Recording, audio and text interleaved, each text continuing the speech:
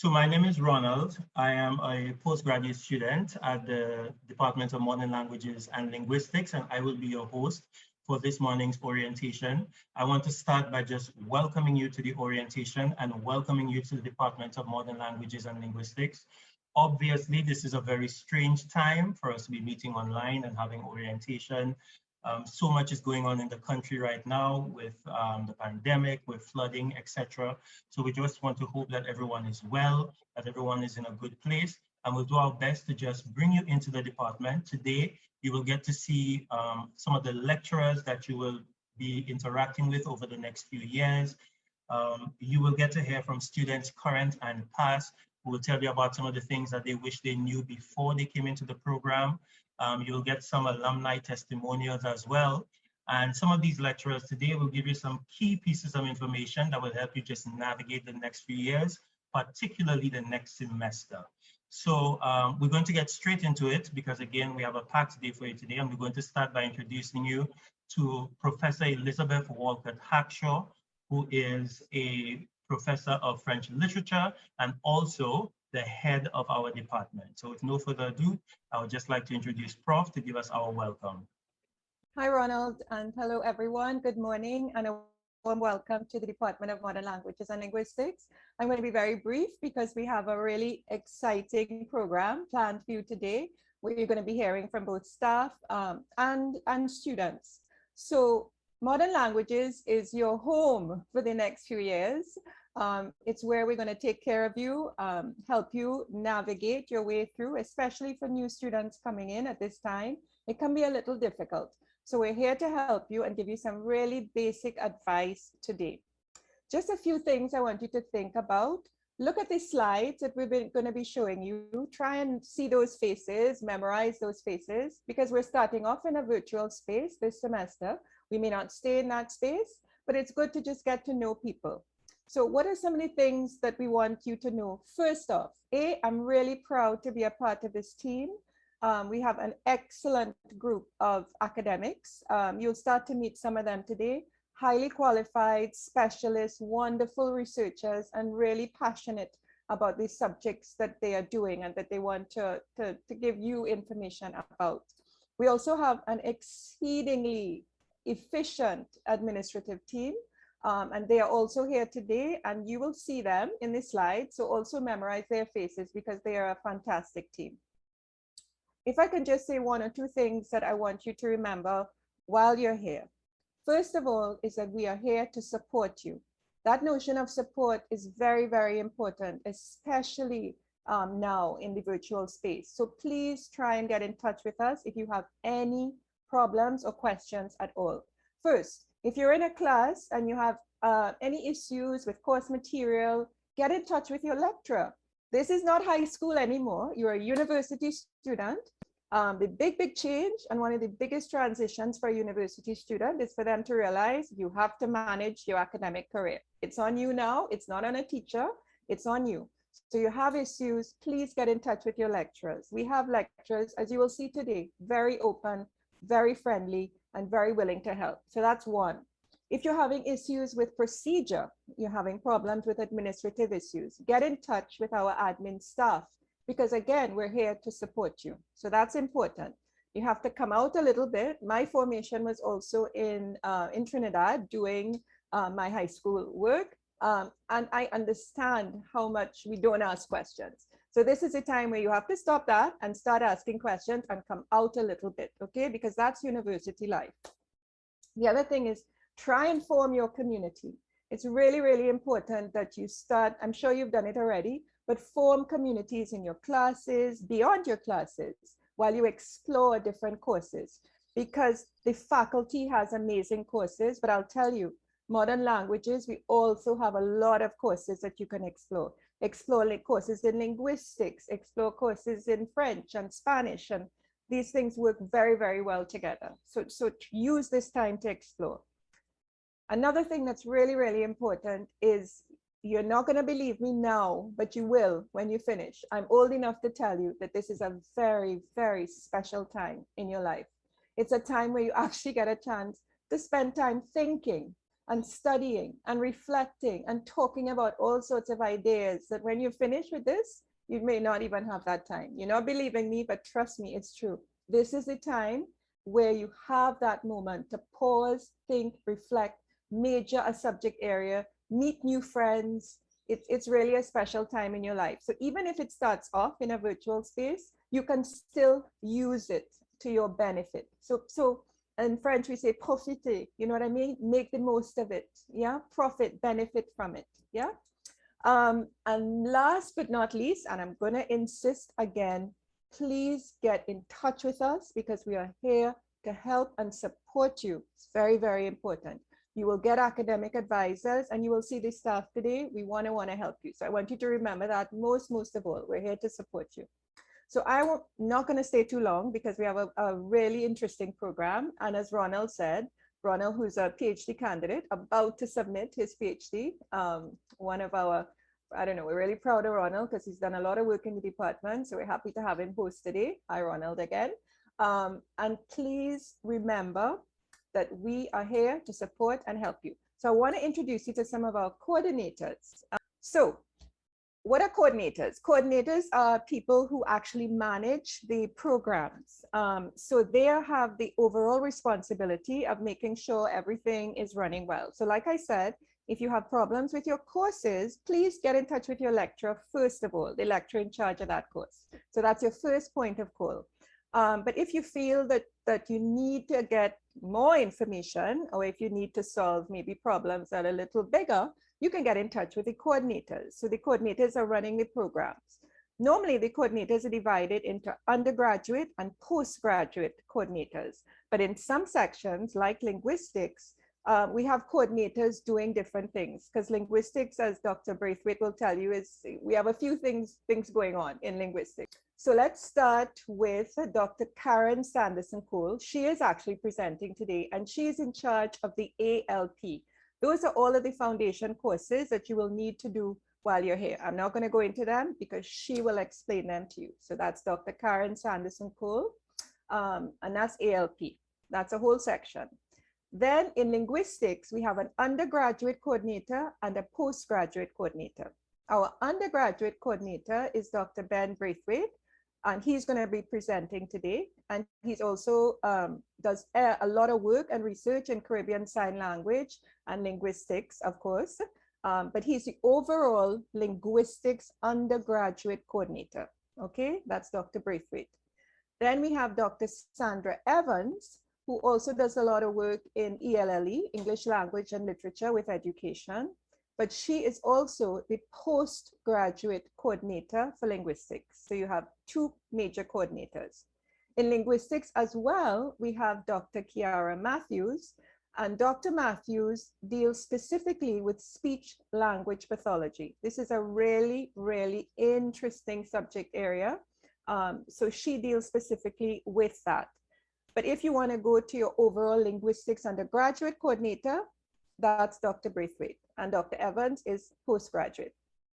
In Spanish, our undergraduate coordinator is Dr. Nicole Roberts, and she's also the coordinator for Brazilian Studies. And our postgraduate coordinator is Dr. Adonis Diaz Fernandez. Okay, so those are the two main coordinators for Spanish, undergraduate and postgraduate. And finally, in French, we have Dr. Severina Chinian, and she will be presenting today as well.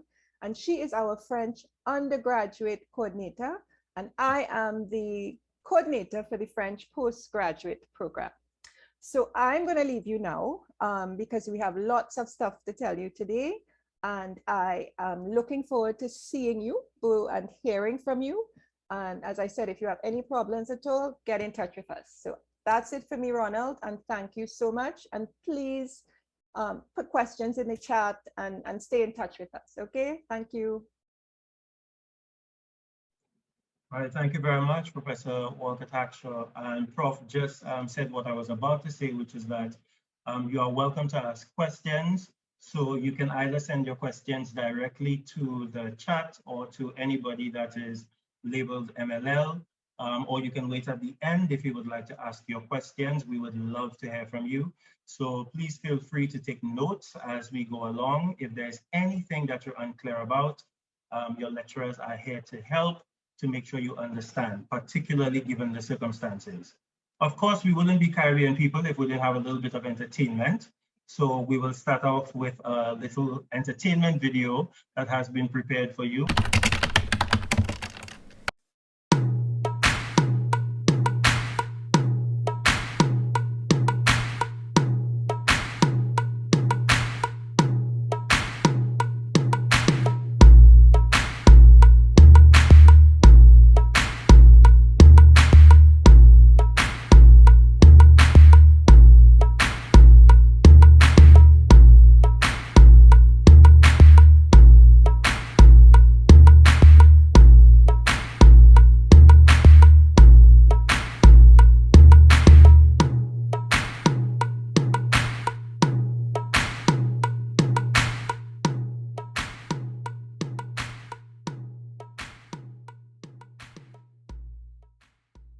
Everyone, I'm Cheyenne. Welcome to the Department of Modern Languages and Linguistics at UWI. Here, you would find lecturers who care about you, have fun, interactive lectures and tutorials, and of course, make lifelong friends, even though it's an online sphere. La cosa más importante, yo creo, que he sacado de todo este proceso de estudiar, de ser estudiante, es muy sencillo, es de disfrutar y respetar el proceso. Bonjour, bienvenue au département des langues modernes et des linguistiques de l'Université des Indes occidentales. Amusez-vous bien, profitez-en. Hola y bienvenido al Departamento de Lenguas Modernas y Lingüística.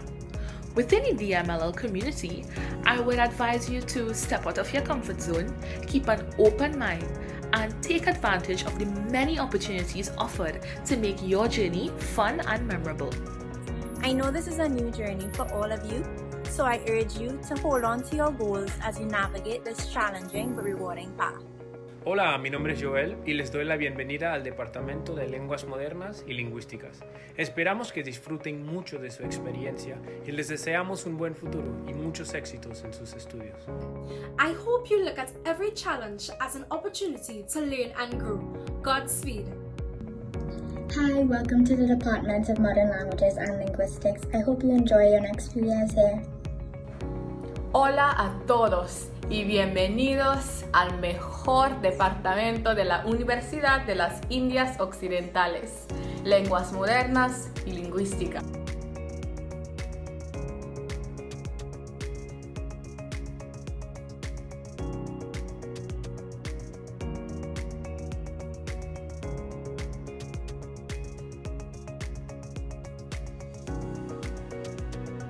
We're also happy to have you guys here, and I hope you guys take full advantage of all the resources and services we have to offer. I'm sure you'll have no trouble making connections with other students and teachers here, so enjoy.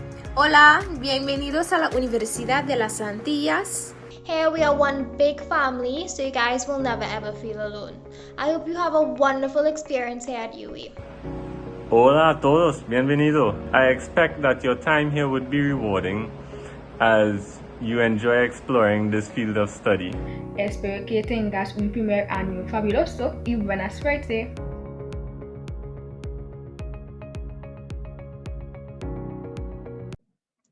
Okay, so the first lecturer that you'll hear from today will be Dr. Ben Braithwaite, who again is the coordinator for linguistics, and he specializes in Caribbean Sign Language, among other things.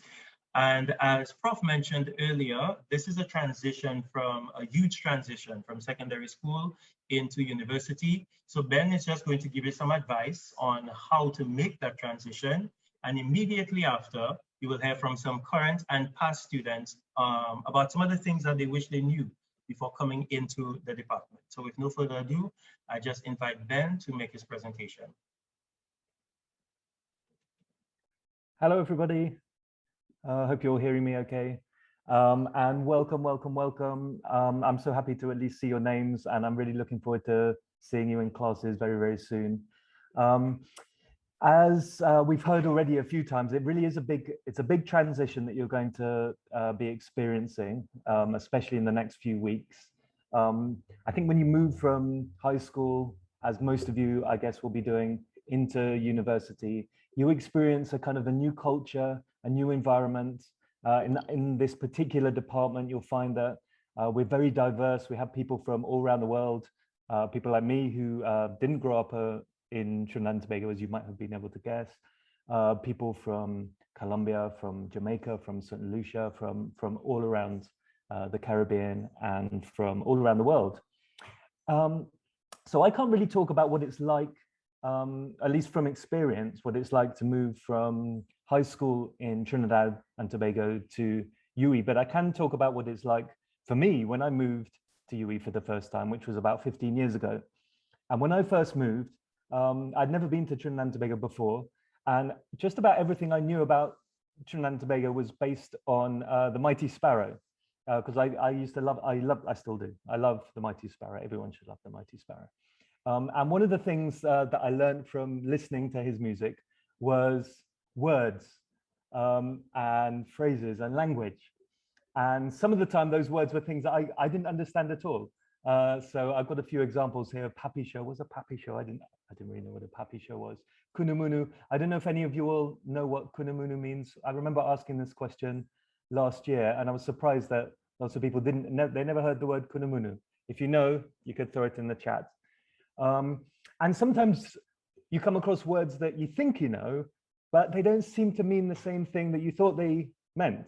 So like the word lime. Not really until I came to Trinidad and experienced a lime did I understand what that was, that it's not just a fruit.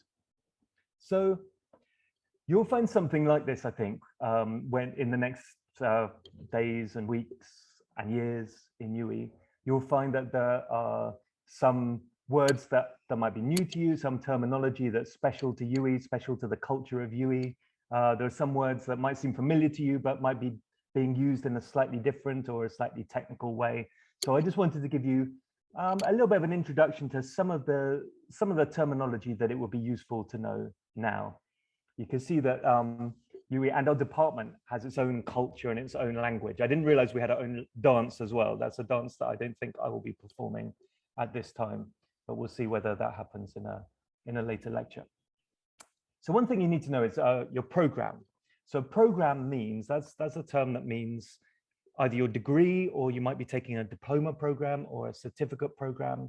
So you might be doing a BA in linguistics, BA in French. We have certificate programs in speech language pathology, a diploma program in Caribbean Sign Language interpreting. So that's your program. And then within your program, you might have a specialism. So for all degrees, you have a major, which is the main subject area that you're studying in your degree. So some of you will be linguistics majors. You should know, once you've got your offer, you'll know what your major is for your degree. And that means for that subject, there'll be regulations about which courses you need to take, how many courses you need to take, when you need to take them, and all of that kind of information. So knowing what your major is very important, because then you'll know what courses you need to take, what options you have. And you may choose, this is an optional part, you may choose to do a minor as well. And a minor means a second subject, a secondary subject area that you might want to do a little specialism in as well. So for example, we have quite a lot of people within the department who do a major in one area and then a minor in another area. So we might have a linguistics major student who decides they want to do a minor in French, or the other way around. And it's even possible to do a double major as well. There might be some people who are doing that too. And again, like with your major, the minor is something that determines which courses you take.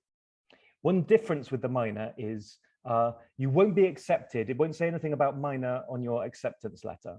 A minor is something that you choose to do yourself, and you don't choose right now. You choose at the beginning of your second year. So in your first year, you'll get the chance to take all kinds of different courses. And then if you decide, wow, I'd never done linguistics before, but I loved those courses in the first year, maybe I can do a minor. you can declare that in your second year, and then that will mean you'll go on to take some more linguistics courses, and on your final degree, you'll get that recognized as you did a major in Spanish with a minor in linguistics or whatever. And then we have courses. So courses means the individual classes that you take. So usually if you're a full-time student, you'll be taking 5 courses per semester. If you're a part-time student, you'll take 3 courses per semester. There's some exceptions to that, but that's pretty much the rule. And those courses, it's very important that you choose the right courses. And I'm going to talk about how you know what the right courses are in a minute. But depending on what your major is, there'll be certain courses that you have to take before you can graduate. So you have to make sure that you choose the right courses.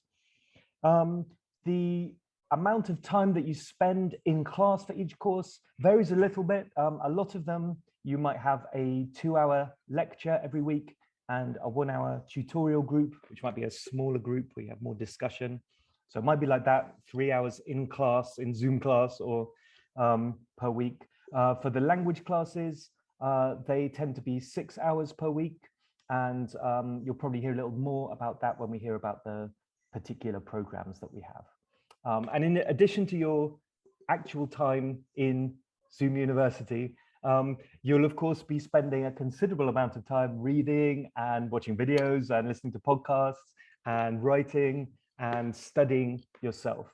I think, as we've already heard, I think probably the biggest single difference between moving from school to moving to university is you have so much more independence and freedom. And what that means is also a lot more depends on you. So it's not really up to your lecturers or anybody else to kind of check up and make sure you're doing everything, make sure you're coming to class. You really have to do that yourself. You really have to choose your courses yourself with our support and do all the work yourself. Credits, that's another, I guess, important concept. So most of our courses are 3 credits. Credits is a way of counting whether you've done all the things that you need to do for your program. So most courses count for 3 credits, not all. It's very important to check how many credits is the particular course I'm doing, because you have to make sure that by the end of your program, you've done the right number of credits, the right number of courses. So for most of our programs, that means if you're doing a degree, you take 90 credits. And if most courses are 3 credits, you can do the maths, that works out as 30 courses. And that means if you're full-time over 3 years, 10 courses per year, which means if you divide that by 2 semesters, 5 courses per semester. So that's the most common way in which it will work, although there may be exceptions.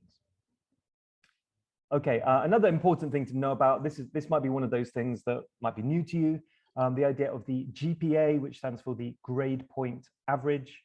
So when you're getting your marks, this gets a little complicated because UE has a number of different ways of telling you how you're doing. So if you do an assignment, you might get a mark, a percentage mark. That percentage mark will correspond to a letter grade, that you might be familiar with, an A+, an A, an A-. And then those letter grades are converted into GPAs. This is the formula, the magic formula for converting from your letter grade into your GPA. And then that is used eventually to determine what your final degree classification is. So you could get a first-class degree or an upper second or a lower second or so on. So basically, a GPA is like a grade.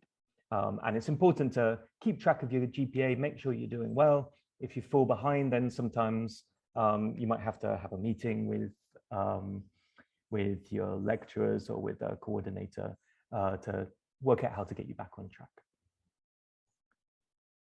Okay, now immediately, one of the most important things that you have to do in the immediate future is you have to go to academic advice. You have to get some advice about what courses to take, especially in your first semester. So if you registered for this, then probably you know how to do that, but check out the website or the faculty website and you can register for academic advice in there. You should also know that within our programs, within our department, we will also assign you a person, a member of staff who will be your advisor as you go throughout your degree. That's a separate thing. So that means you'll have somebody that you can meet with, say every semester or whenever you're having a challenge, and you could talk to that person and they could help you out. If you're struggling with a class, or you have personal circumstances, or you want to change your program or whatever, they can give you advice about that. I don't think I'm going to talk much more about anything at all, but you of course also need to register very soon, and the UE website has a step-by-step guide about how to do that. So I suggest that you follow the guide, look up the information about the financial clearance that you need to get and how that works. And I want to finish just by saying, this is actually a comment from a student who came in last year. So that one of the first students that has been fully online UE.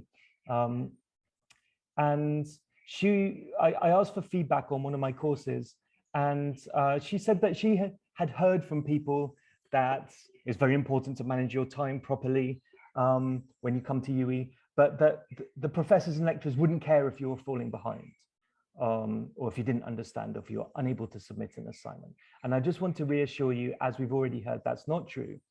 We care very much about you. We're really excited that you're here. We're here to help you. I know we're bombarding you with information right now, but don't worry, the information is all available to you in other places too. And we're here to answer your questions at any time that you have them as well. So don't panic, stay calm, learn the lingo, and as everyone says, have a great time. It's going to be hopefully one of the best times of your life. And now we have another video.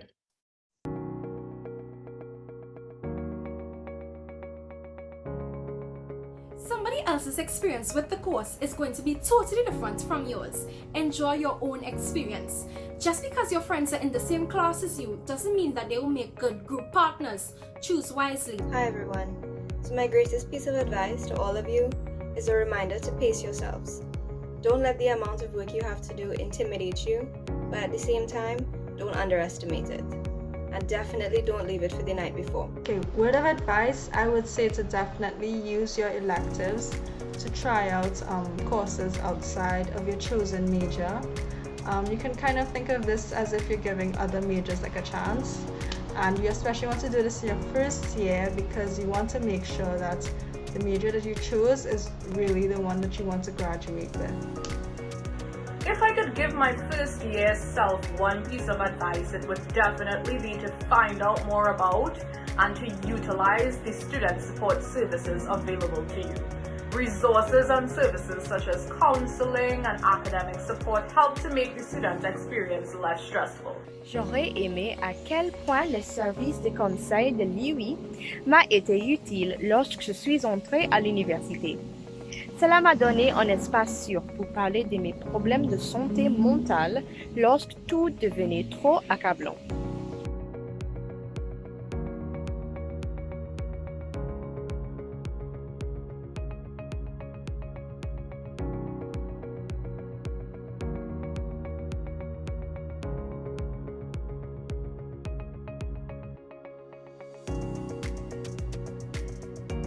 Something that I wish I knew when I first started university was to finish all your English foundation courses ASAP, because those really help you in a major way with all of your courses at the university.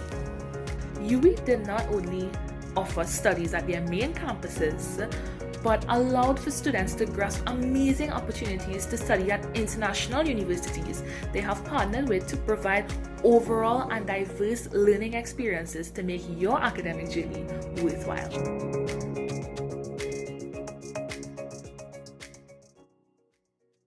All right, thank you so much, Ben. As Ben was speaking, I remember, because I am St. Lucian, I am not from Trinidad, that when I first arrived here, someone called me horse, and I was a little bit offended. I didn't realize that I did not realize that it was a term of endearment, and it had to be clarified. So when Ben was giving his Kunumunu story, that came back to me, and I just wanted to share that. Of course, a huge part of your life here is going to be the library. It doesn't seem so now because you're not on campus physically. The library is, of course, physical and online. But you're going to hear a little bit more about the library from our FHE librarian, right? So we have a presentation by Dr. Karen Eccles, who is an historian and also the librarian in charge of our faculty. So I now invite Dr. Eccles to just orient you a little bit in terms of what the library is here to do and how the library can serve you. Hi, good morning. Thank you. And thank you for having me. I'll just be a few minutes to just orient you to the library. Yes, because you're reading for a degree and a big part of reading for a degree is reading. So you need the library. And even though we're not there in person just yet, the library is very much virtual. You have access to resources anywhere you are in the world, actually. Millions of articles, hundreds of books. And if you permit me, I would just like to share my screen for a little bit to show you what the library website looks like, because I may talk and it may, you know, it's a lot of information, but once you see it and you start to actually research in the library, it will come back to you. So just want to let you know that when you're talking about the St. Augustine campus libraries, there are various libraries within our campus libraries network. And when you're searching for a book or for a resource, you can search for it at home in the comfort of your homes using our library system called UE Link. And when you're searching UE Link, you will be searching not only the St. Augustine campus libraries listed here, but you will be searching the libraries throughout the university. And I mean Cave Hill, I mean Mona in Jamaica, and all the libraries within the University of the Libraries network.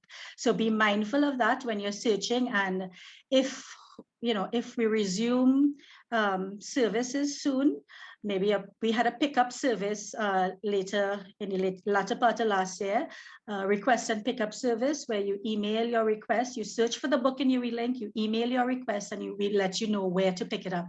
So if that service resumes, you would want to check first that the library that you're searching is indeed one of these libraries, the Alma Jordan Library, because the service would vary depending on the library that the item is located. I just wanted to let you know that. I mean, you're not there physically just yet, but it's a lovely building. It's a cake-shaped building. We have images of the building. It's 4 floors. The humanities floor is on the 3rd floor. We have study spaces, individual and group. We have 2 computer labs, and we have printing and photocopying services. We also have software you may download from those labs. And we did have a 24/7 reading room. So these are things you may, we're all praying that the virus goes and we reopen soon and get some semblance of normalcy, but just to let you know what you have to look forward to. But in the meantime, we have a number of services for you. We have an Ask a Librarian. We have a 24/7 lib chat. So someone is there on our website waiting to chat with you from 10 a.m. until 4:30. But after those hours, although the chat is not live, you can go on it and still send a question and we will respond to you at 10 the next day.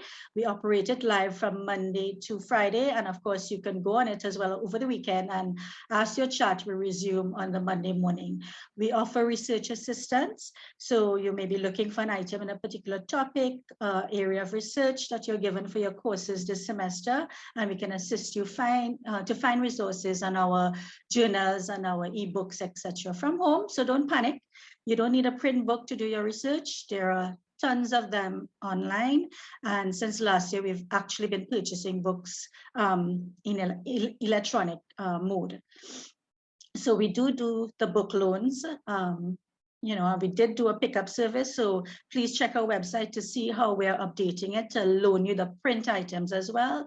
We do the tablet loans for the campus. We do document deliveries. There's something we don't have in electronic form, we can request it from another library or one of our partners.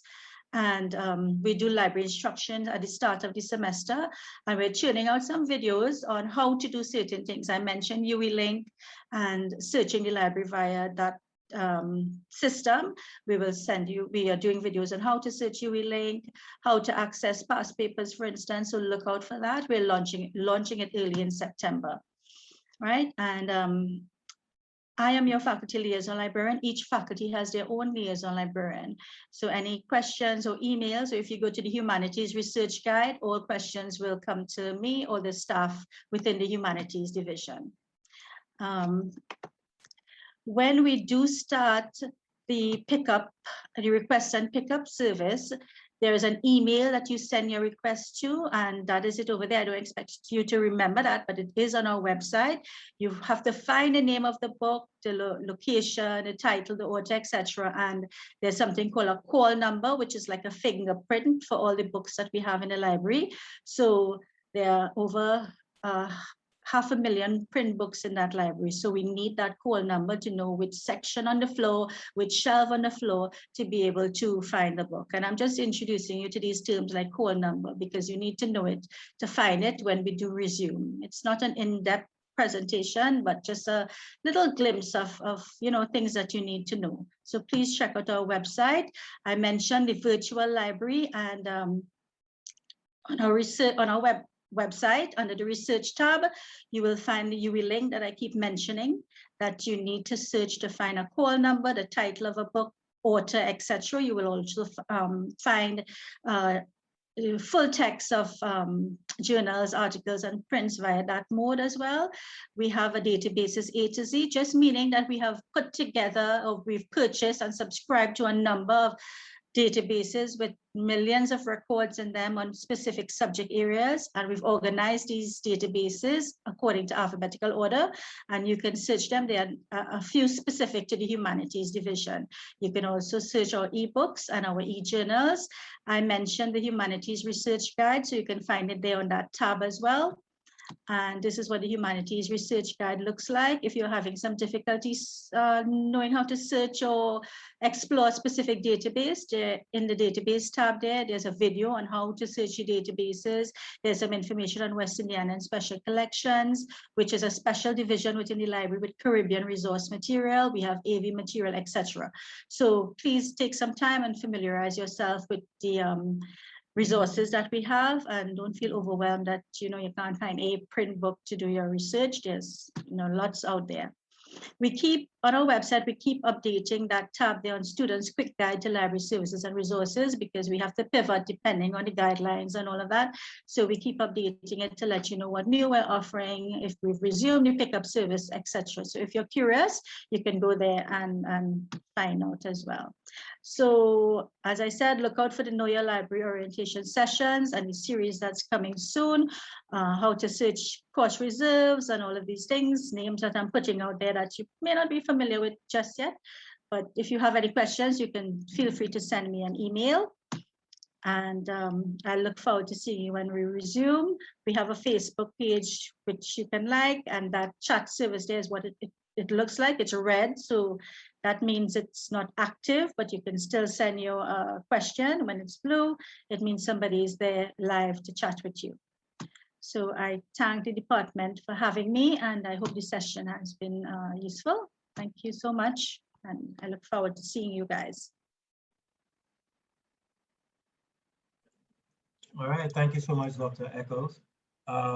Please make use of the library, and please make use of your librarian. I know personally, I attended many of the sessions when we were taught how to cite in MLA in both undergrad and in postgrad. So these are very useful sessions. And just a quick anecdote before we move on, because I have a lot of those. I remember when I worked as a library assistant in my very first year of undergrad, a student couldn't find a book and came to me and said, I've been calling the number, but it doesn't give me the book location. So the call number is not a phone number. The call number is just an identification number for the book, right? So it is not a number in which you actually call the book. That actually happened. Of course, you have many degree programs. Our department is huge. We have modern languages, we have linguistics, and then within the department as well, because the department services the entire university, not just the department that we are in, we have foundation as well. We have one of the foundation programs. So we want to go through each one of these so that everybody in each program can understand a little bit better what to expect. So we're going to start off with modern languages, with French and Spanish, with a presentation by Dr. Sabrina Chinier. Good morning, everybody, and I wish you all a very warm welcome. So I'm going to talk very briefly about the French and Spanish degree programs. I've tried to condense the information, but all of this is available on the faculty handbook. So on entry, you must declare your major, special, double major programs. So double majors are available in humanities, disciplines, and across faculties. So you have to make sure that you have all the requirements for double majors. For a major in French, you should have the GC advanced level okay, units 1 and 2 with grade 1 to 3. For the major in Spanish, you need the GC advanced level okay, units 1 and 2 with grade 1 and 2 or equivalent. You could also have Spanish level 3B CLL, a placement test, or an associate degree in Spanish. All of this is in the faculty handbook. So the major consists of 36 credits, 18 credits in literature and 18 credits in language. So for level 1 French courses, for the language course, we have in first semester 1401 and second semester 1402, and literature French 1600 and French 1601. The first course is from, both of them are Introduction to Literatures in French, the first one being from Renaissance to Enlightenment. It's a very exciting course. You get to learn about Voltaire, Molière, all the Enlightenment, the philosophers from the Enlightenment era. And the second semester course deals with existentialism to créolité, which is also a very interesting course. So each French language course is a prerequisite for the following. That is, French 1401 is a prerequisite for French 1402. So you need to pass the language course in semester 1 to move on to semester 2. You could also do structure and usage of French lexicon Creole 1, patois, or structure and usage of French lexicon Creole 2, which are highly recommended for French majors. For Spanish level 1 courses, you have, just as in French, language and literature courses. You have SPAN 1001, SPAN 1002, and literature, you have 1701 and 1702. So SPAN 1001 is a prerequisite for SPAN 1002. You also have elective courses which are offered in Spanish, including the following: Culture and Society in South America, Business Spanish, which is offered in alternate years, and Spanish Translation 1 and 2, also offered in alternate years. Now, you have major in French and Spanish, but also minor. You could also do a minor. So the required courses are 1401 and 1402, which are the language courses. The 5 courses, level 1 and level 2, which will be 15 credits. And you have to do 1401, 2401, 2402. These are all language courses. All this information will be handed to you in a handout that the French section usually gives, will put online for the students, right? So required courses to obtain a minor in Spanish are SPAN 1001 and SPAN 1002. You also have 5 upper year courses, 15 credits in Spanish as follows. So SPAN 2001 and SPAN 2002, plus 3 additional courses in Spanish. But don't worry, all of this information will also be on your academic advising form. So there are several degree combinations that you can do. Anything is possible. You can do a double major in French and Spanish.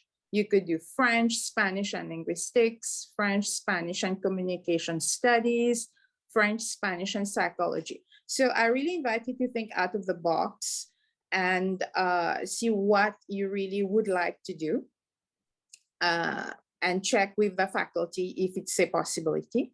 You could also do a major in French and Spanish with a minor in Brazilian studies, communication studies, history, psychology, French, Spanish, linguistics. So you have really a wide choice of what you could do, of all the different combinations. And here are some of the common major minor combinations. For instance, you could do a major in international relations with a minor in Spanish, French, major in human resources with a minor in Spanish and French, major in economics with minor in Spanish and French, major even in management with minor in Spanish, French. So really this goes to show you that there are a lot of possibilities. We also have postgraduate programs in both French and Spanish that as you start your academic your academic year, you will see that all these information will become clearer. Now, we also invite you to network within and out of the department, like international relations, communication studies, film studies, DCFA, Department of Creative Arts. You have all kinds, you can do theater and all kinds of different courses as well. There are, right. So what are the possible careers? Now, when you do a major, a double major, or a major in either Spanish or French, you always think, okay, I will become a teacher. But there are so many other possibilities. You can become creative writers, you can work in international organizations, embassies, consulates, United Nations. You could be traveling all over the world. You could work in multinational corporations, work in the government with international policies. In immigration, you could become a translator, an interpreter. So you have a lot of possibilities. You could also work in the film industry, television industry, radio, media industry, culinary industries, wine industry, if you do French. French majors and minors can also aspire to work in the European space port located in French Guiana, or you could also become a foreign language teacher. So once more, you have a lot of possibilities. And I would like to end on a quote by Elon Musk, who said, I quote, "I think it is possible for ordinary people to choose to be extraordinary." I really invite you to think out of the box. You can just do anything what you have conceived to do. And on this note, I'll say thank you, and I wish you all a happy and productive academic year. And now I invite you to see a video of our alumni who will share a few words of wisdom with you. Thank you.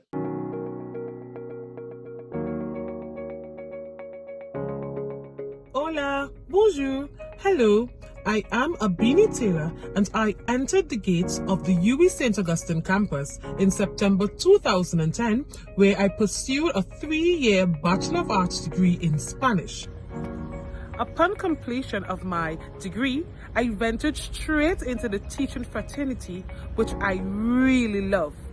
My love for teaching became so strong that I even created my own business, which is a private school, the School of Foreign Language Tobago, where I teach Spanish and some aspects of the French languages. Being confident enough after leaving the UWI, I saw it fit that I could have been able to teach what I already know and what I continue to learn daily. In addition, I would like to encourage all of you prospective students, when you come to the Department of Modern Languages and Linguistics, ensure that you participate in activities outside of the classroom, because we know that all work and no play would make Jill a very dull girl. There is the Linguistics Club and even the theater festivals that you should be able to participate in. I decided to study foreign languages because I would have foreseen the several advantages and benefits that were associated with knowing a language other than your mother tongue.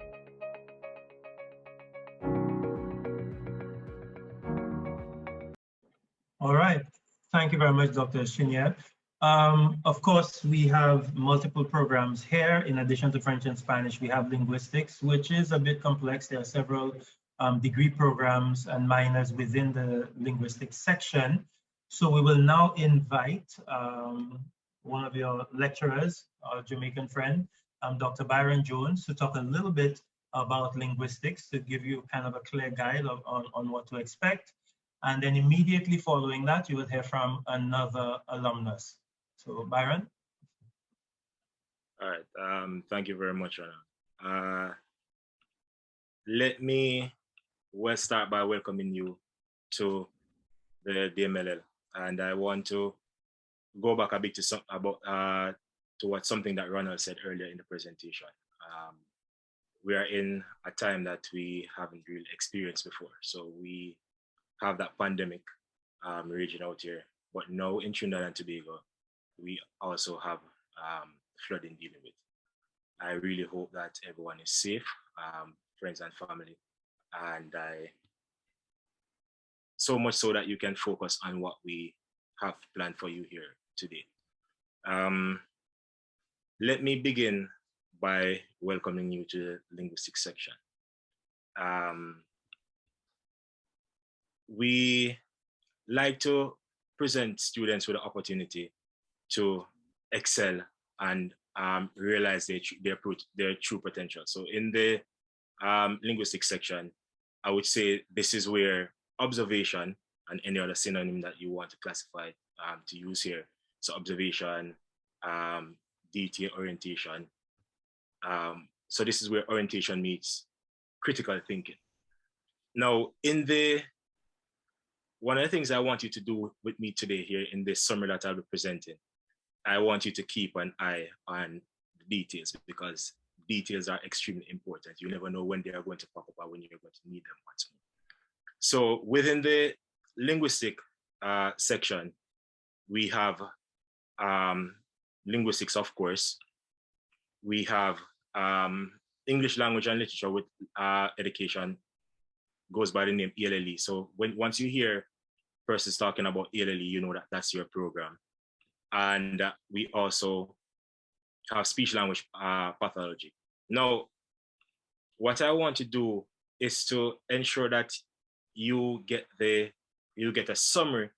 Most of the details that you need, you will get, because you have to go to your academic advising.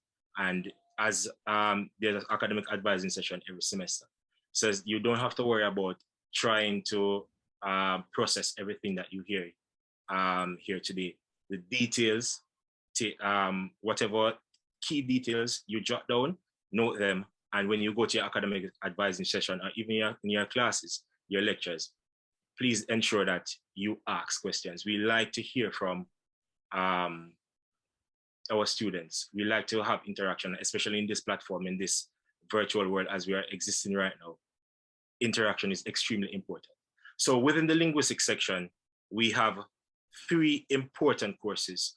Why are they so important? Because they overlap for the programs within this section. So you have Ling 1005, Introduction to Language. You have Ling 1002, Introduction to Morphology and Syntax. And you have Ling 1001, Introduction to Phonetics and Phonology. So these courses, regardless of the program within the section, you are going to need them, because we classify them as our prerequisites, right? Now, let's take you through the programs quickly. With linguistics, Ben mentioned earlier 90 credit program. Within linguistics, we offer a major, 90 credits, or you can have a minor. But before we jump to the minor, let's talk about the major quickly. The major has 90 credits, and of those 90 credits, 42 are pure linguistic courses. What do I mean? 42 of these credits will go towards your program, and then you have your electives. Within these 42 credits, we have 3 first-year courses. Again, your important courses: the Ling 1001, the Ling 1005, and the Ling 1002. You also have 5 courses over the level 2, 5 courses over level 3. And a point of information is that, as Ben mentioned also, most of your courses are going to be, will carry a 3 credit weighting, but some have 6, some have 2. This is something that you definitely have to pay attention to. So with the for example, when you get to your, as a linguistics major, when you get to your final year, something that you will have to do is you'll have to do your thesis. And a thesis, for example, your thesis program, because it is a year-long course, it carries a 6-credit weighting. You also have your foundation courses. Please pay close attention to your foundation courses. Students like to leave them for last minute. Please don't. They're assigned in a specific semester. Do them accordingly. And then you have your remaining courses, which are your electives. Your electives can be in faculty electives, but you can also have your out of faculty electives. You may have electives that are within your program. So for example, linguistic electives that you can do any linguistic course, but it has to be a linguistic, it has to do any linguistic course within the section, but it has to be a linguistic course, right? So pay close attention to the course code, because they will help you to know what exactly you are doing. Your minor, again, as Ben mentioned in his presentation, is a secondary program. Fewer courses, as a result, fewer credits.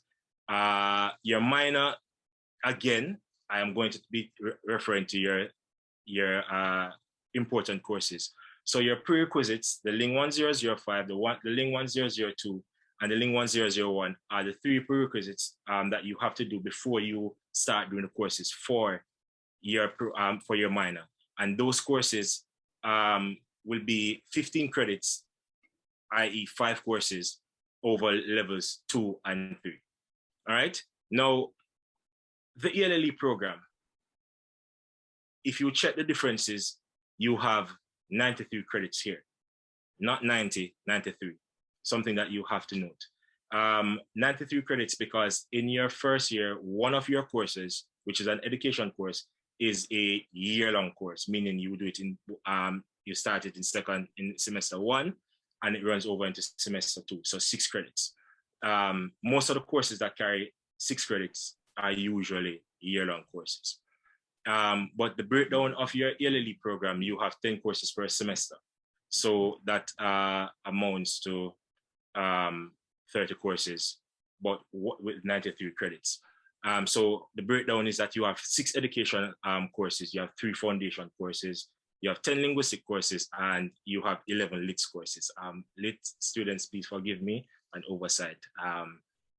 Now, the information at the bottom is something I want you to pay close attention to, because within the ELLE program, as I said, there are 93 credits. All these courses are mandatory. You don't have electives because this is a special. If you see, it's English language with literatures and education. So what you have is a special spanning 3 different programs. So you don't have space for your electives. You don't have space for a minor. All right. So again, 93 credits, all mandatory, no electives, no minor. And then I want to take you to the SLP program, your speech language pathology program. As it stands right now, it's a minor for undergraduate students. At some point in time, we have a certificate program on offer, but I don't think that's on for this academic year. What you'll come to realize is that it's a specialization that people love. We currently have our master's program in SLP, but that's your undergraduate student at this point in time, but aspirations are great. So aspire for your master's in SLP. This program is a minor, but it's a bit different. Why? Because you have 5 level 1 prerequisites as opposed to your, for example, the linguistic minor where you have those 3 overlapping courses.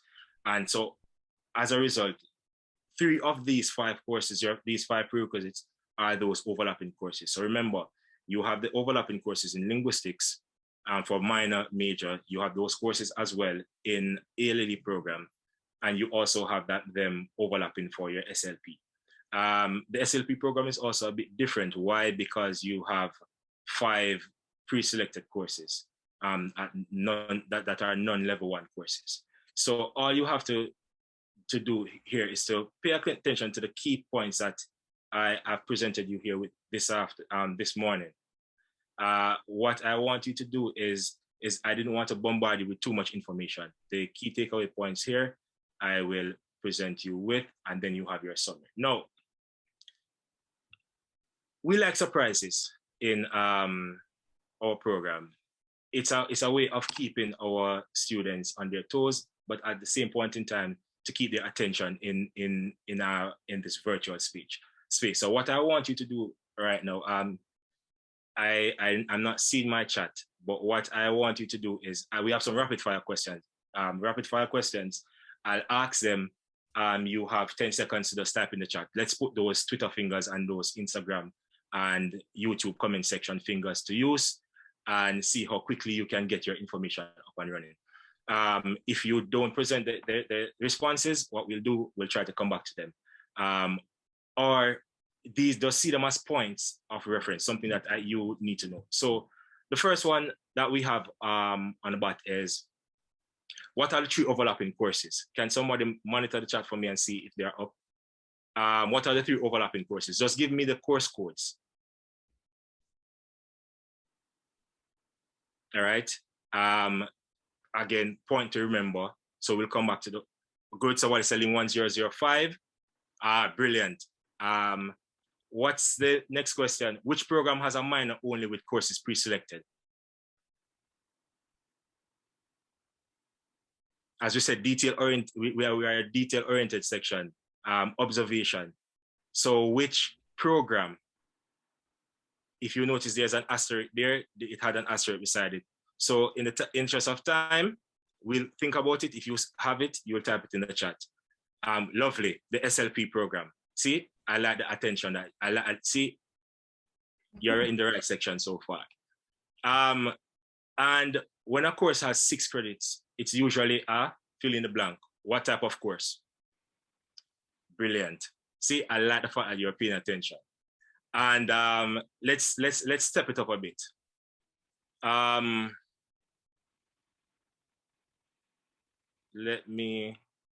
Good. As it relates to the ELLE program, what is NAN?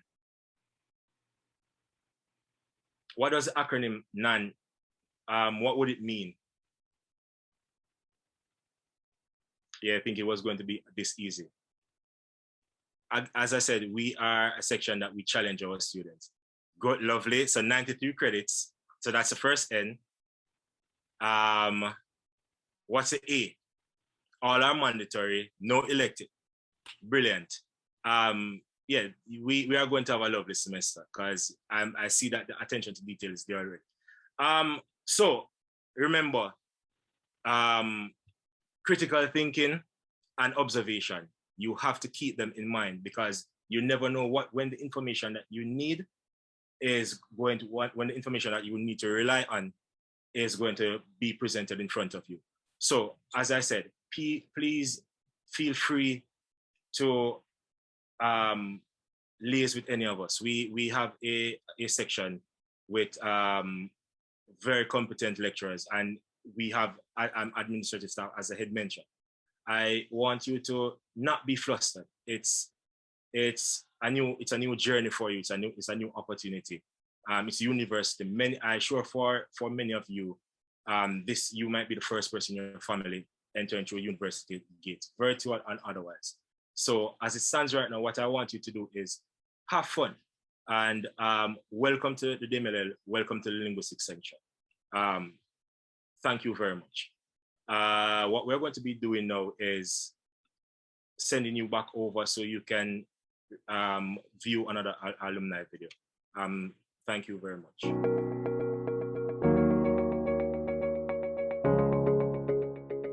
I'm also a former student of the Department of Modern Languages and Linguistics at the University of the West Indies, St. Augustine campus.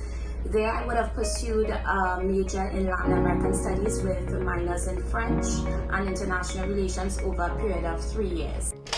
So an additional interesting bit about my work is that for over the past 2 years, my organization has been in a partnership with the University of the West Indies St. Augustine campus, in which we work closely with the Department of Modern Languages and Linguistics in order to provide much needed assistance to vulnerable groups of persons, particularly migrants, refugees, and asylum seekers here in the Caribbean, not just Trinidad and Tobago.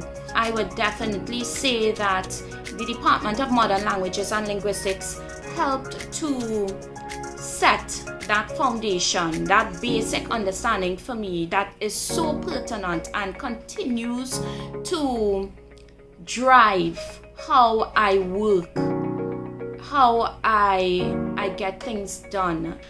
I think that now in my present role as program manager, whereby I concentrate on the issue of migration, I see where language is so important. Don't be intimidated, dive all in, give your 100% best and more.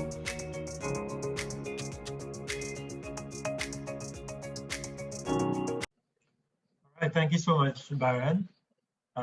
Very engaging. I personally would have failed the final question because I didn't remember what NAN was, and from Ben's facial expression, I see that we would have been failing together. We will get one, we have a little bit more information for you. As we said earlier, you have modern languages, you have linguistics, of course, you have foundation, which is important not just to DMLL students, but to the entire university. So we will now hear from Dr. Karen Sanderson-Cole, who is the current coordinator of the Academic Literacies Program, which is where your English foundations come from, who will tell us a little bit more about what to expect. Right. What are foundation courses? Well, foundation courses are courses that you do to help you prepare for your university experience.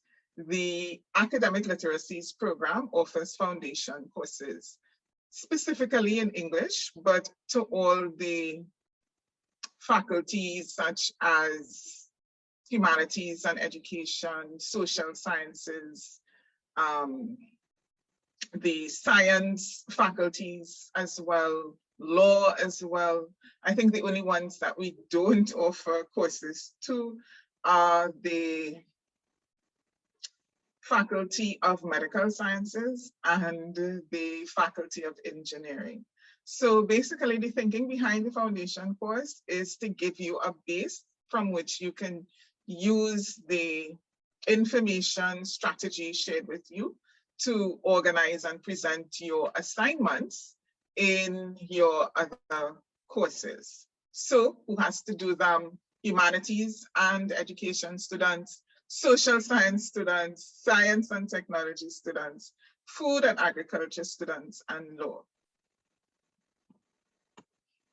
So how do you know which one you have to do? Well, if you're a humanities and education student, then your choices are found 1001. These are the course codes. Get accustomed to using course codes, people, as you choose your courses, also as you get information about them. Academic English for different purposes, that is found 1106. We have argument and report writing in 1103. We also have an option 1107 for students who are in the creative field. And we have found 1001, English for academic purposes. These are kind of our core courses. For the social science students, they have the choice of either found 1001, English for academic purposes, or found 1106, academic for research purposes, academic English for research purposes. Found 1103, argument and report writing, is mostly done by law students, but it can also be done by humanities and education students. And found 1105 is the course that we have organized for the science faculty, where they look at scientific writing and report writing as well in the scientific field. So how many do you have to do? If you're a humanities student, you have 2. If you're an education major, you have 1. If you're a law student, you have 1. If you're in food and agriculture or science and technology, 1. When is the best time to do them? I'm sure that you've gotten quite a lot of information on that from the alumni videos. The best time to do them is like now, right now, in your first year. Do them because they're really designed to help you organize, do your research, and all of the other things that will help you in the rest of your core courses.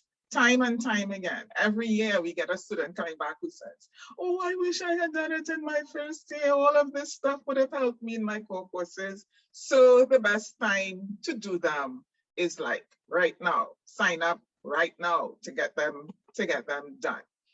Do you have any support? Yes, you do. All of this staff in the academic literacies program have staff office hours. Of course, we're kind of virtual, but you can get in touch with us still.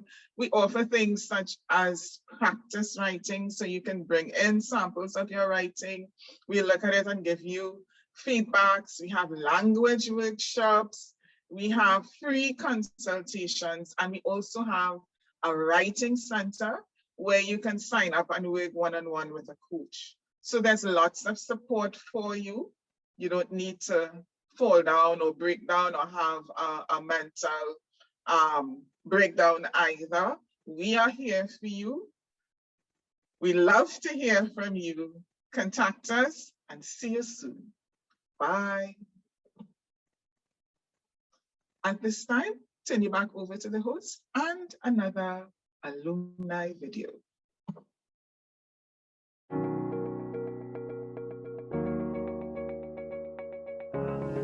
Something that I will never forget is the shock in my job interview for that first job at Nestle Caribbean, when halfway through my interview, the HR rep who was interviewing me just switched completely from English to Spanish without warning, and I was completely shocked and caught off guard. I had to find my answers and just get back to everything back in Spanish, change my way of thinking to Spanish. So maybe that's another benefit of learning another language, getting that satisfaction of seeing the bewildered look on somebody's face when they hear that sound come out of your mouth. So a few years after working in customer service, I had gotten the opportunity to work on a project with some colleagues from Santo Domingo. So I actually had to go there for a 1-week testing phase and just got fully immersed with the language even more, because this was with colleagues from Central and South America, not just from Dominican Republic. Let your passion guide you. Think about what it is that really attracts you to that field, what attracts you to that topic or that course, that language. And let that be the foundation, let that guide you. So think, what is it that what you're trying to achieve at the end of these 3 or 4 years of study.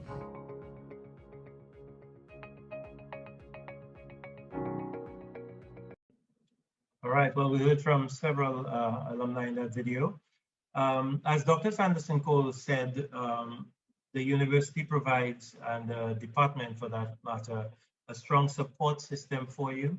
And we just want to make sure, particularly during this time, you're aware of all the support systems that are available to you, where you can reach out if you have any particular need, both personal and academic and scholastic. So we'll now invite Paula Palma, who is an instructor in Spanish, to just tell us a little bit more about some of the support systems that are available.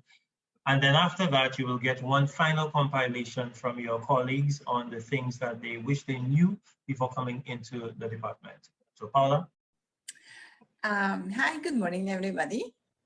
And welcome again. As Ronan just said, I just want to reinforce that you are not alone here. and that there is a lot of support, not only to begin the youth program, but throughout the whole program. There are different services at university level, department level, even within your own courses, with other students that you should make use of. So let's just start by talking about what the university has to offer, the university as a whole.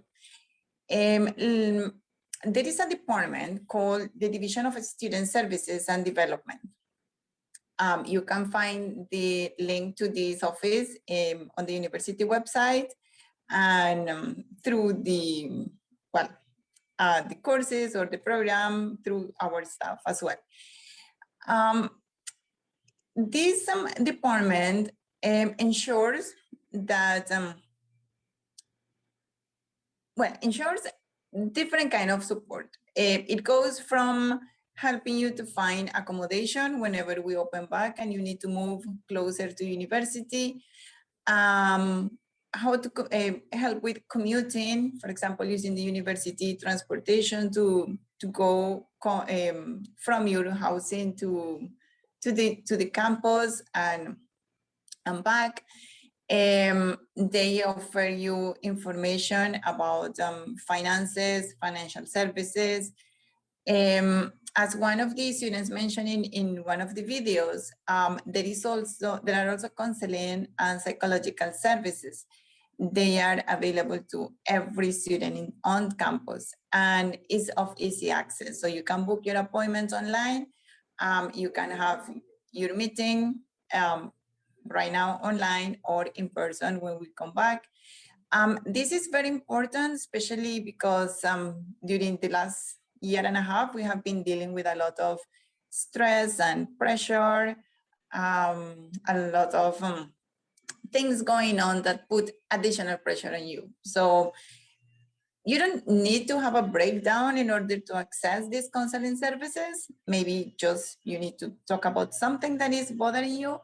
They are here to help you and they are the experts. It's not that you cannot talk to us, but if you need expert advice, they are here to help you. Also, there is a guild of students.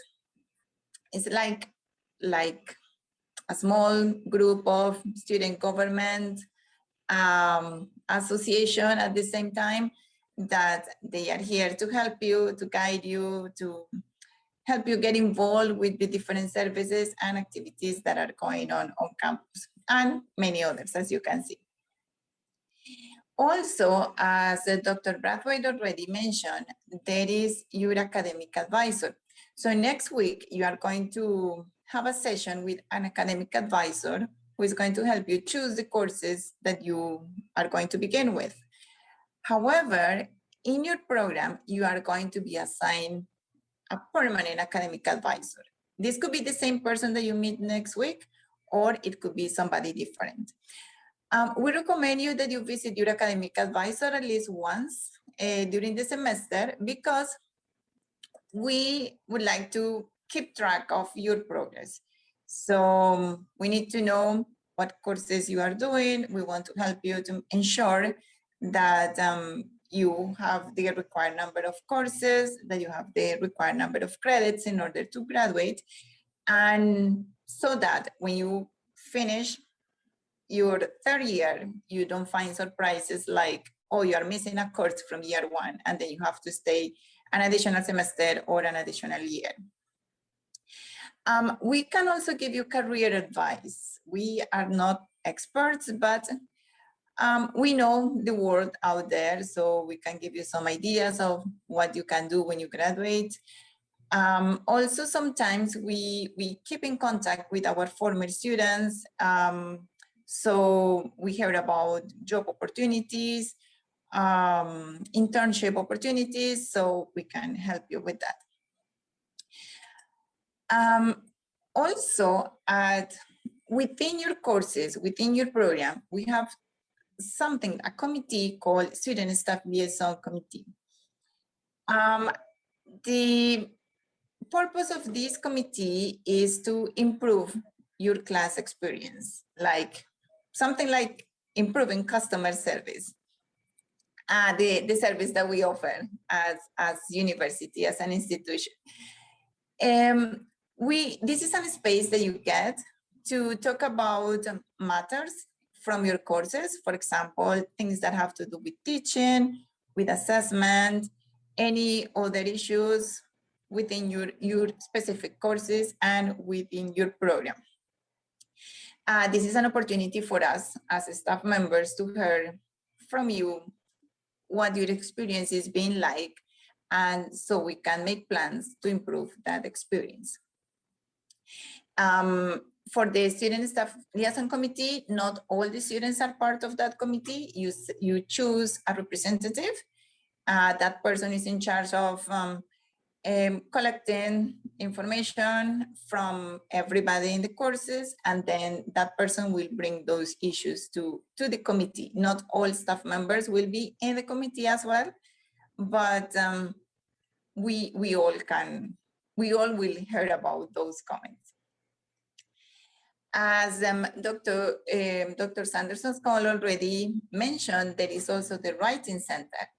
The Writing Center specializes in helping you with grammar issues, formality, structure for your writing. Remember, they are not going to correct or proofread your assignments. They are not going to rewrite the assignment for you or teach you material that you didn't get covered in your classes. They are here only to help you, to guide you, and to support you in your writing process. You can access more information, or you can book your appointment through our website, Facebook page, or when you register for your courses, all your courses, you will have access to the online platform that we use to teach. It's called My Learning, as you can see here. And there you will have the direct link to book your appointment to see a coach in the Writing Center. So those are support services that we have, the university has for you. But we also have clubs and societies that are created by students and led by the own students. So by being involved in these clubs or in these societies, it brings you a lot of benefits to not only to your academic experience, but also your professional experience and your personal experience. You will meet people, not only from your program, but from other programs, even people from outside the university. You will extend your academic knowledge about the program that you are doing. You can also get expertise in event planning or event organization, as well as marketing, fundraising. These are experiences that you can add to your CV, like professional experiences that you can add to your CV. And you will even help to revive a language if you decide to support the Patois Association. You may think that, well, you want to be part of all of these societies. Maybe you may think, I'm not doing French or I'm not doing Spanish, then why should I join the club? You can still. It just adds to your experience at the university. Always remember that the more things you get involved with, the more time they will require from you. So the most important thing here is to know how to organize yourself and how to organize your time and take as many responsibilities as you think you can handle. No more than that, not less than that, because you wouldn't get the same experience. But we do encourage you to make use of all of these services and opportunities. So as we already said, the next step from now is to register. The university has a clear guideline on how to register. We will give you at the end of this event these presentations that we are using. So we have included links that you can use. Remember, you may have received already an email from the university with details about how to pay. The university has just implemented this new system. Whether you pay upfront or not, or you join a payment plan, you still have to use this site after you register. So the system recognizes you as a student, and therefore you will have access to all the services and the online platform that we use. So please do not forget to, when you register, also to enter here and select a payment plan. As I said, you don't have to pay upfront. Or if you can and you want, you can pay, but still you need to register for a payment plan. So the system recognizes you as a university student. And to end, I have included here some contact information that is very useful and you should keep at hand all the time. These are contacts for our administrative staff. In case you have any questions, concerns, problems with the administrative matters of any of the programs, any queries, if you have any problems with registering, not seeing your courses after you register, the administrative assistants for student affairs will help you with that. If you have any other issues at faculty level, not just your program, but at faculty level, you can contact the administrative officer. The deputy dean, Dr. Geraldinsky, she will help you with any other academic related issues that you may have. And here are important links that will help you with finances, registering, applying for GATE, and everything else. So welcome again. And now I will invite you to watch another video of our current and former students who want to give you some advice regarding things that they wish they had known before they finish their program. But then you are the lucky ones that will get this advice at the beginning of your program, so you have an idea of what to look for.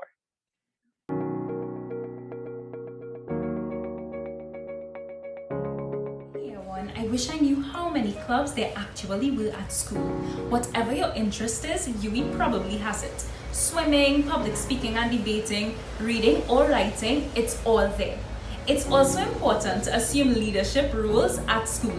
So either be a class rep or join the Guild of Students Council. One thing I wish I knew before starting my degree was the amount of compulsory or foundation courses that I needed to do. But not to worry, they are completely manageable and they are very useful. One thing I wish I knew when I first entered UE was to space out my lectures and my tutorials. I just wanted to have as much free time as possible, but that ultimately did not give me enough time to rejuvenate between my classes. So make sure and strategically plan your timetable so that you have enough space between your classes and it doesn't become overwhelming. I wish I knew that at the University of the West Indies there are a number of foreign language clubs that are here to assist students in any way possible.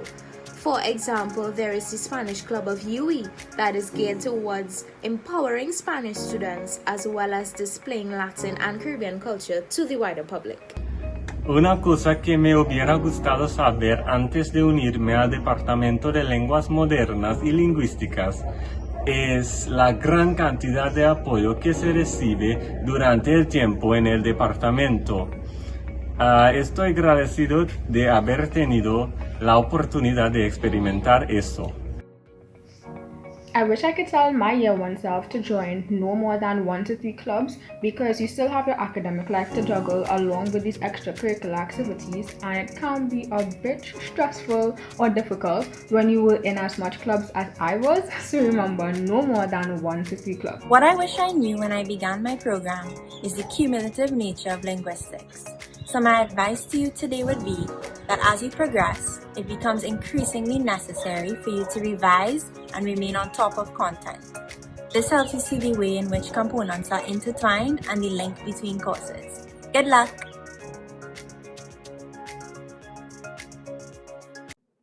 All right, thank you, Paula. And I think that was your final What I Wish I Knew video. Some sage advice there about making sure you balance your time and your schedule properly. Some advice that I probably should have heeded myself in undergrad. We're coming to the end of our program. We just have 2 more things for you. We are reminding you, I want to remind you of 2 things. If you have any questions, save them. You can ask them at the end, or you can post them in the chat and we will direct them to someone here who can answer it for you. We do have some time for that. And the 2 final things we have for you, we want to just introduce you to some of the administrative support staff that you will encounter throughout your time here at UE. You will see them in person when, if ever, we return to seeing each other in person. But of course, they will always be available via email, online, via various media of communication in case you need to reach out to them. So we have a slide here. And then after that, you will hear, you've heard a lot about student representatives. You will hear from one of your student representatives. So if we can just show students, all staff, the people that they can reach out to. Do we have a PowerPoint? Right, so again, it's not just administrative staff, but it's everyone. So we have, okay, if we can go back to the first slide, and then I will just go through it quickly.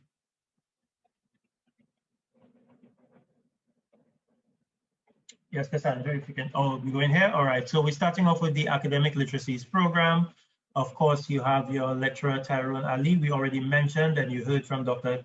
Karen Sanderson-Cole in the bottom left of your screen, who is your coordinator this year, who is a lecturer in the in ALP. Tyrone Ali is another lecturer, and then you have several instructors.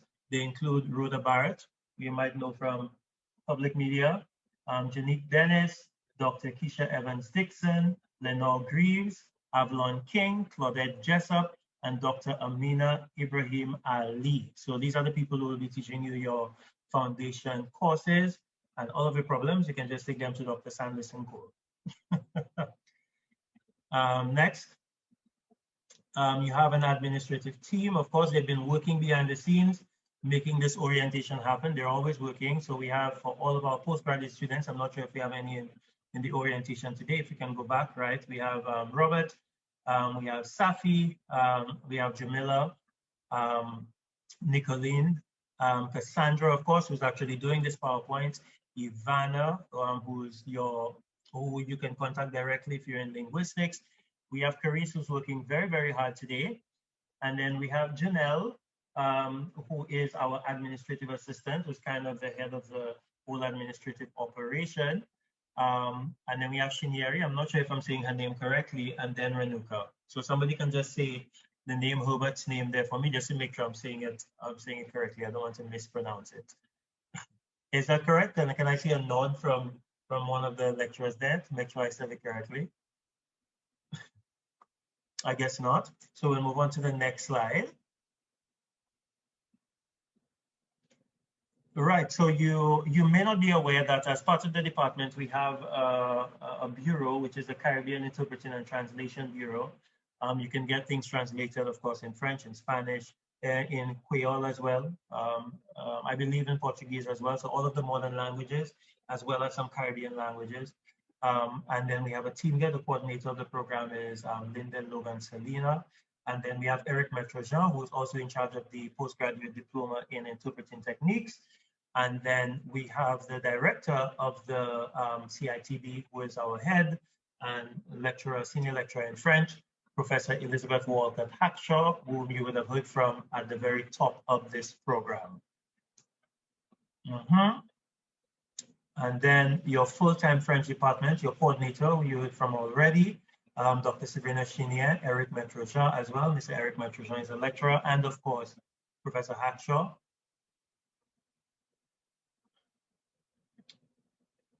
And then in linguistics, our team is current this year. Your coordinator for undergrad is Dr. Ben Braithwaite. You heard from Ben already. Your postgraduate coordinator is Dr. Sandra Evans. We have a senior lecturer in another senior lecturer in our department who's not here this year. She's on sabbatical, Dr. Joanne Ferrer, but you will meet her next year. I will be teaching Dr. Ferrer's courses, so that's me at the bottom there. We have Dr. Renee Figuera, who is a lecturer in our department as well, Dr. Byron Jones, whom you heard from as well. And then finally, our SLP coordinator and our resident speech pathologist, Dr. Kiara Matthews. So these are some of the people you will meet if you're majoring in linguistics. And our Spanish full-time team, the Spanish undergraduate coordinator is our former head of department, senior lecturer, Dr. Nicole Roberts. I feel like the slide is moving a lot.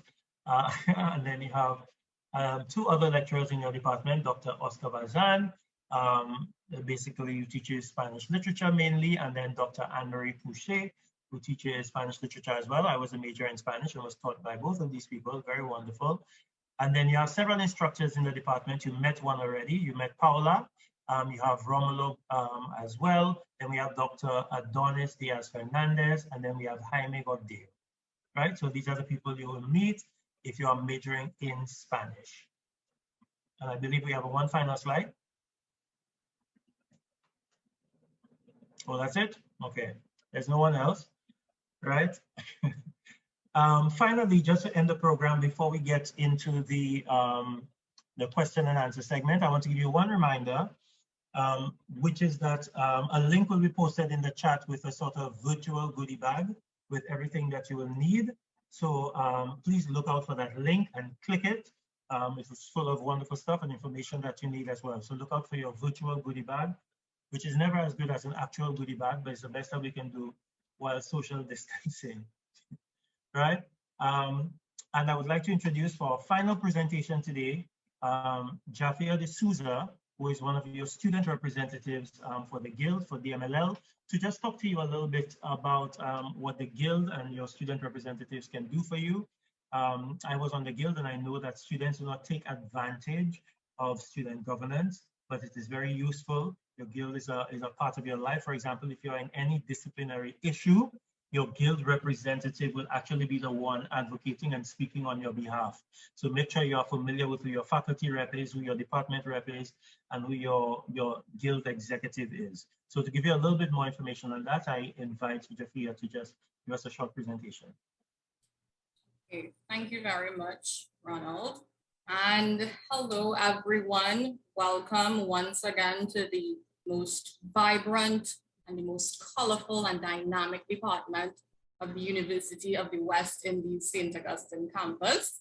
I am Jafia De Souza, and I am one of your two representatives for the Department of Modern Languages and Linguistics. Now, my colleague, Fanny Ramsubag, unfortunately, she could not be here today.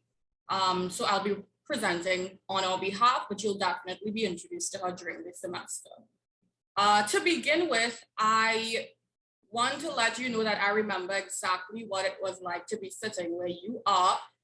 I recently completed my first year. So at the beginning of my first year, I was filled with a lot of excitement. I definitely had a lot of expectations. I had a lot of curiosity, but at times, a lot of anxiety, right? So I definitely had a lot of questions, like what are my lecturers going to be like? What are my courses going to be like? What are exams going to be like? So I know that I had a lot of uncertainty with regards to a lot of things being in this new environment and in this new space. So I know that a lot of you, to a large extent, are in the same frame of mind. You have a lot of questions, a lot of curiosity, and uncertain about a lot of things. So Vani and I saw it very necessary to take the opportunity to ensure that you understand exactly what our role is and how we as your department representatives can help to make the student experience just a little bit smoother and easier, and to ease that sense of uncertainty that comes with being a year one student. So as your department representatives, we act as the liaison between your classes, the classes within the department, and your lecturers. So this is to say that we voice your concerns, any serious inquiries, and so on to the respective lecturers. So we represent your interest. We represent the interest of the students within the department, okay? So we definitely want to make sure that you are getting the most out of your classes and out of school life, right? So if during the semester any inquiries, concerns, or discrepancies arise, we are the ones who you come to, and we ensure that your concerns are always heard. Now, apart from this, we want to make it clear, abundantly clear, that we are also here for your general needs as first year students, as linguistics and language students. We can definitely relate to you. So do not be afraid to reach out to us. Do not hesitate to reach out to us if you have questions about student life, student resources, and opportunities to represent your department, and even technological issues. We will seek answers and try to help as much as we can. We're always excited to hear from you and always willing to help in any way that we can. So I will definitely share our email addresses so that you can reach out to us if any concerns, inquiries, or questions arise during the semester, as well as our FHE social media handles so that you can follow us for any updates. So once again, welcome and congratulations, and we wish you all the success in this new endeavor. I'll hand you back over to Ronald.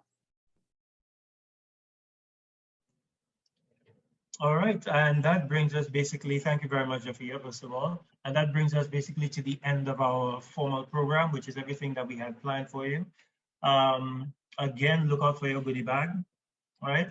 And it brings us to the question and answer segment. So if there are any questions, now is the time to address them, right? I hope that many of you have questions at this point, so you can just address your question to me, and I will pick one of these lovely people smiling on the video there to answer your question, depending on their areas of specialization. You can either post it in the chat or let me know. Is the hand raise function working? I'm not sure. Can students see the hand raise function? I'm asking the tech team. Yes, it is. Right. So you can use that. Practice that for class. Also practice having questions, because you know when you I can say I haven't taught online for about a year and a half now. When you're sitting at your home talking by yourself to students who are unresponsive and who are not responding, you feel kind of like an insane person, because you're just talking, looking at your slides, sometimes your own self on the screen, and just saying things over and over again, and there is absolutely no interaction. It's cringy. So if you do not interact with me, I'm just a mad guy talking to himself in his apartment. Right, we have a question from Ornella Arnold. You want to turn your mic on? Hi, good day. Yesterday in the orientation for faculty, right, they said that how we have to utilize PPA now to submit our payments and things. And well, I asked if it is, you have to use it to submit compulsory fees as well, and they said yes, but I'm not too clear on how to use PPA. If anyone could offer some guidance, please. Thank you. Okay, well, since that was addressed by Paula, can I invite Paula to answer that? Okay, honestly, as a staff member, I haven't accessed it and I haven't checked it, but I have included the link to, as you can see, one of the presentations, sorry, one of the slides where it says registration, these 7 steps for registration. If you click that, well, the instructions are very clear. Let me see if I can pull it up again. And there's a YouTube video that guides you as well, because I'm a student as well and I watch the YouTube video. So you have to register in one of the 4 ways, and then you go to fee pay. You have to pay the compulsory $35 student plan fee. So it's not optional. Whether or not you have the student plan or not, you're paying $35 to pay. Right? So you're registering for the plan, and you can pay for that via debit card or etc. And then afterwards, you have to upload the registration information based on the regular registration steps. So the video is very instructive. I used it myself because I have to register. Yes, just I know a lot of information might be overwhelming sometimes. Just take some time and go through the page and see, as Ronald just said, the video, read the instructions over and over. Probably you can have the instructions and the fee pay app open, and you can go through it. But again, check out the documents that I've been placed in the chat for you. And I highly recommend the video, because that is how I got it as well. And there's also a hotline, or there's some information there for somebody to guide you through the process. I'm seeing another question in the chat, which is that, is it possible for someone to go back over the foundation courses for ELLE? So I'll invite Byron to just clarify that a little bit, since he presented on the linguistics program. Byron, is Byron still there? Yeah. Yeah, Rana, thanks for that. So we have three foundation courses, and what I don't want to do at this point in time is to present you with too much information, because we have you getting these at academic advising. So what I will say is, when you speak to your advisor, ensure that he or she identifies the courses, because there are a number of criteria that we need you to provide us with before we can say what the courses are. For example, a simple thing, what grade do you have in CAPE communication studies, or what's your grade in CSEC? So these are things that we will have you provide us with, then we can provide you with the list of courses. So don't worry about it. You have the information at hand from your advisors starting next week. We thought everything through, and we are ready for you next week. So, yep. Key takeaway there is to make sure you go to academic advising, so you can be clear, right, about what is required. I see another question in here, which is that, is there any way to do a minor in another language without having the CAPE prerequisites? So you're a Spanish major, but you plan on registering at CLL to do French. You're curious as to whether or not there are things such as department exams, etc. So I can invite, I think either Prof or Dr. Shinya can probably address that one. Michaela, I see your hand. I will come to you right after. Yeah. So who is still here? Dr. Shinya, Prof, about picking up a second language. Dr. Shinya, right? Picking up a second language as a minor if you do not have the prerequisites. Usually you do need the prerequisite of CAPE because it's still a degree program. This assumes that you have a knowledge of French, because even if you do the CLL degree, certificate, it does not automatically give you entrance into our program. Yeah, she's absolutely right. Students, there's a distinction to be made between courses, language courses done at the CLL, and language courses done with us. What we offer is a degree program in French and Spanish, and the minor in Brazilian studies is not offered this year, but you can get a minor in French and Spanish, or a major and a minor in Brazilian studies. Doing courses at the CLL is not for a degree, it is separate. I think it's important to explore different courses there, but sometimes new students coming in get a little confused about CLL versus MLL. So you have to remember, with us, you're doing a degree program, and it's exactly what Dr. Shinian said. You have to matriculate, or you have to have the right requirements to get into our program, and that normally requires CAPE, as Dr. Shinian presented. So it's a little confusing, But there is a distinction between the two, one for degrees and one to just sort of enhance your language profile. Okay, thanks. May I add one last thing to that? We have had cases in the past where students are native Spanish speakers, or they have done Spanish courses in different institutions. So they don't have the CAPE degree, but they can speak Spanish. So those specific cases, we can look at them. We could either assess your background, or you can have a placement test, and based on your specific conditions, we can look at it. But if that's the case, you can raise it with your academic advisor, and then we will look at it in more in detail. All right, thank you. Give a quick plug as well. Other languages available in the department include French, Creole, Patois, Creole, and you can take that. We have 2 courses there. Ronald, I think, is teaching this year, and they have no prerequisites at all. So anybody taking any major, except ELLE, because as you know, all of the courses in the ELLE are set. But for other majors, you could take that. And also we have courses called Caribbean Sign Language, where we teach Trinidad and Tobago Sign Language. And again, there's no prerequisites for those courses. So if you're interested in languages and you'd like to take those courses, you could. All right, thank you, everyone. I hope that answers your question, right? Diversifying your language portfolio versus doing a degree program, very important.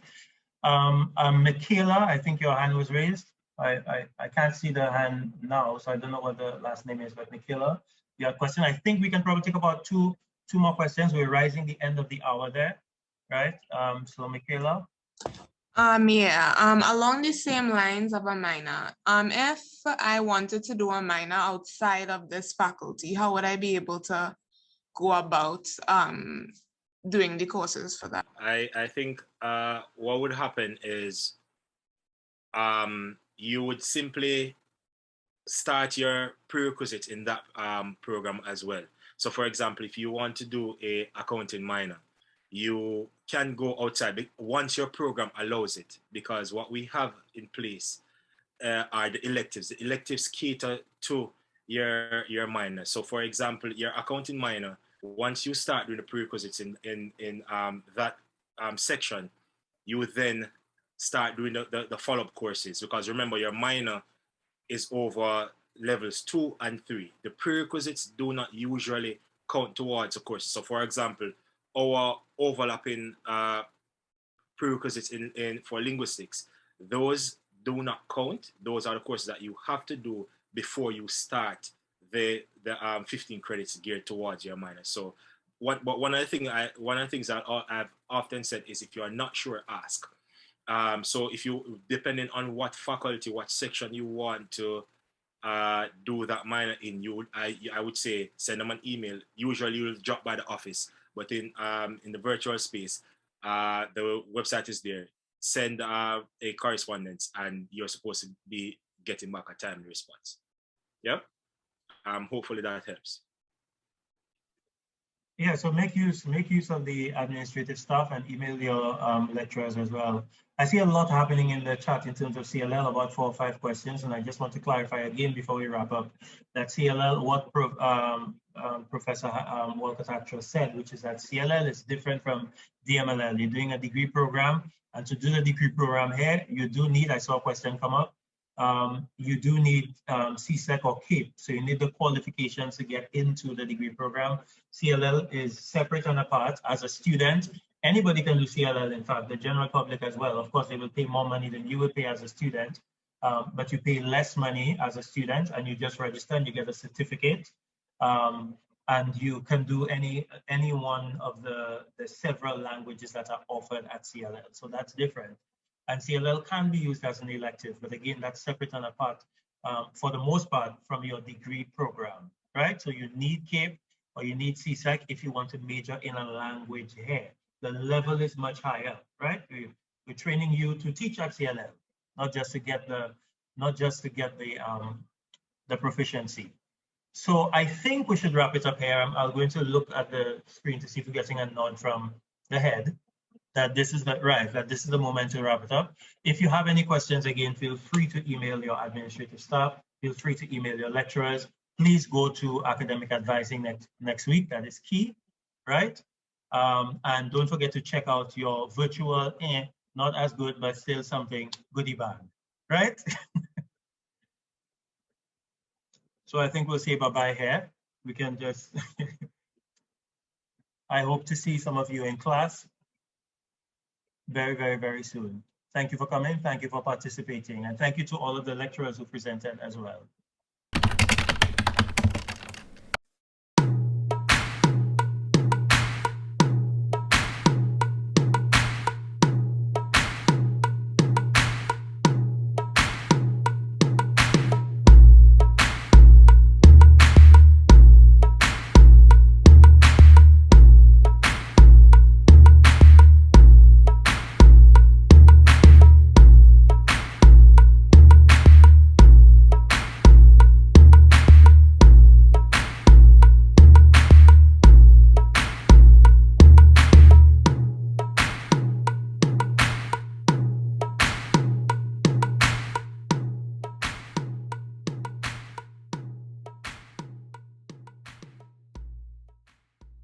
Everyone, I'm Cheyenne.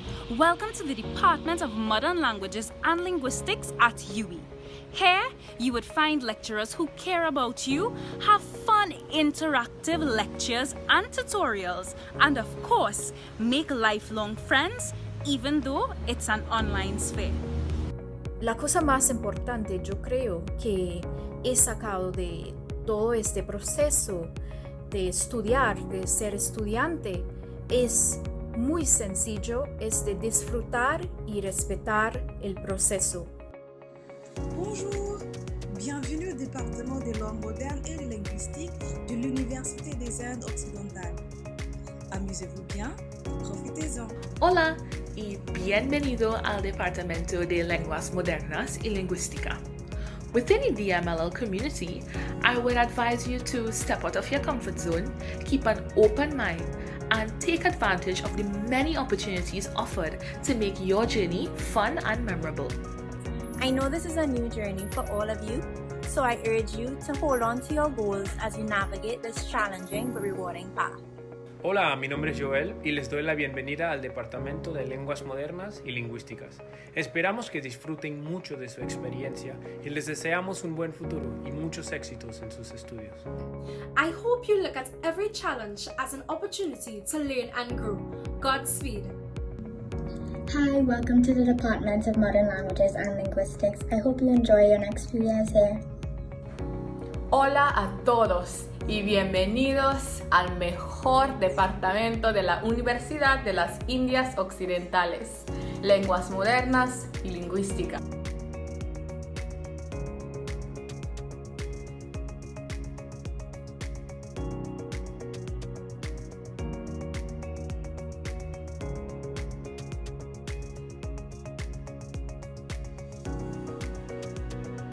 We're all so happy to have you guys here, and I hope you guys take full advantage of all the resources and services we have to offer. I'm sure you'll have no trouble making connections with other students and teachers here, so enjoy. Hola, bienvenidos a la Universidad de las Antillas. Here we are one big family, so you guys will never ever feel alone. I hope you have a wonderful experience here at UWI. Hola a todos, bienvenido. I expect that your time here would be rewarding as you enjoy exploring this field of study. Espero que tengas un primer año fabuloso y buena suerte.